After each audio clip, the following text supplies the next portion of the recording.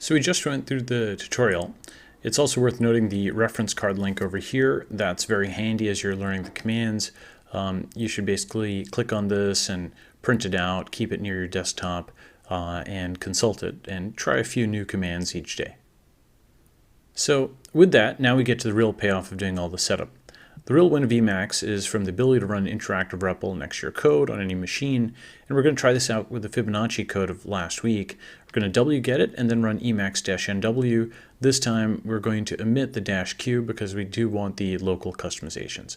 So let's see how that looks on the Ubuntu machine. So let's download Fibonacci.js like so. Okay, now it's on that remote machine. We're going to use Emacs-NW Fibonacci.js, and notice how I used tab to autocomplete just after typing fi. So, so you basically go and you type fi, tab, okay, and it'll autocomplete.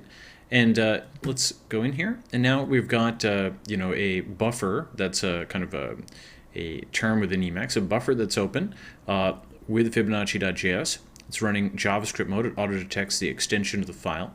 Notice that the syntax is highlighted. For example, comments are highlighted as, this red color, and variables and function declarations and so on are highlighted.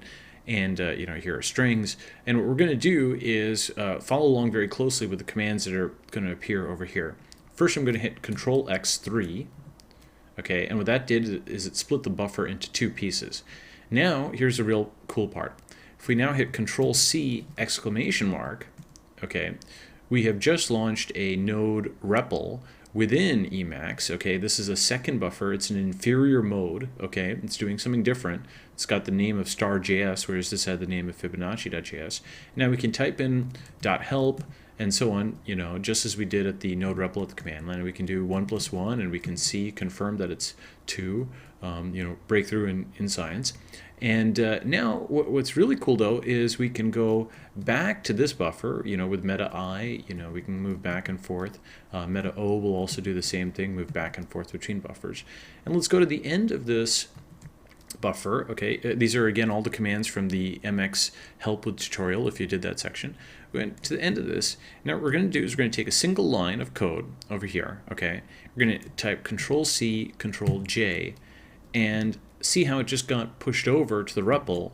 Now if we type in K over here and just hit enter, voila, we've got the value of that variable now in the node REPL.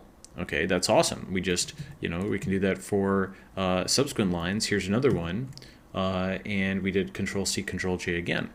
But often you don't just want to do a single line and just put a single line into this at a time. You'll often want to do an entire region. So let's do that. Let's move up to the top of the buffer again. Hit Control Space to mark this entire region, just like we did in the Emacs tutorial with help with tutorial. And now do Control-C, Control-R. Okay, and now we put that entire thing into the node REPL. What we basically did was turned it into a one-liner and stripped comments. Okay, and now we can do Fibonacci, okay, of 10, because the Fibonacci variable, which is also a function, is now defined in this space. That is to say, the REPL environment.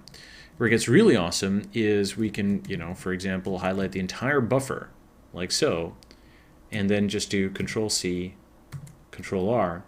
We just ran the entire thing, and here's the first 20 Fibonacci numbers.